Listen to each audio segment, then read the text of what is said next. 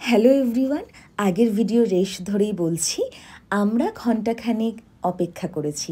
ফিয়েস্তায় dining time ছিল 6:30টায়। ভাবলাম তাহলে রাতের খাবার এখান থেকেই সেরে নেওয়া যাক। ভিতরের অ্যাম্বিয়েন্স ছিল ভালো, স্টার্টারই প্রথম মন কেড়ে নিল। অনেক রকম পদ ছিল ঠিক, কিন্তু মাটন ও পোলাও এক্কেবারে হিট। ফুচকা, ভেল, লুচি, মাংস সবই খেয়েছি খানিক অংশ। মিষ্টির দিকে আমার প্রথম থেকেই ছিল দৃষ্টি, তাই মেন কোর্স খেয়ে 3-4 মিনিট বিশ্রাম নিয়ে প্লেট ভরে মিষ্টি এনেছি গিয়ে। গান শুনতে শুনতে খাবার মজাই আলাদা।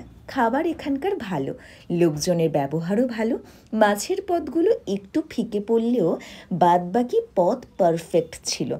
ভালো একটা সময় কাটালাম। বুফেতে কোনো ব্রেভারেজ ছিল না, আমরা এক্সট্রা নিয়েছি, না হলে এত খাবার হজম করা সম্ভব না।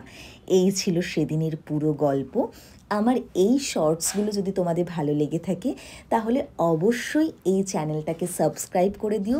এই চ্যানেলটা মেনলি আমার লাইফস্টাইল, জীবনশৈলীর যে কোনো ছোটোখাটো ঘটনা তোমাদের সাথে শেয়ার করব। যারা কবিতা এবং গল্প শুনতে ভালোবাসো, আমার আরেকটি চ্যানেল আছে রামধনু কবিতা ও গল্পের আসর, সেখানে ভিন্ন স্বাদের কবিতা এবং ভিন্ন স্বাদের গল্প আছে। তারা সেখানে যেতে পারো, গল্প এবং কবিতা শুনতে পারো।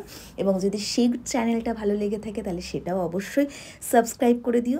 সকলে ভালো থেকো, সুস্থ থেকো, আশেপাশের লোকজনকে ভালো রেখো এবং অবশ্যই অবশ্যই আমার পাশে থেকো। তোমাদের মতামত ভীষণ প্রয়োজন আমার জন্য।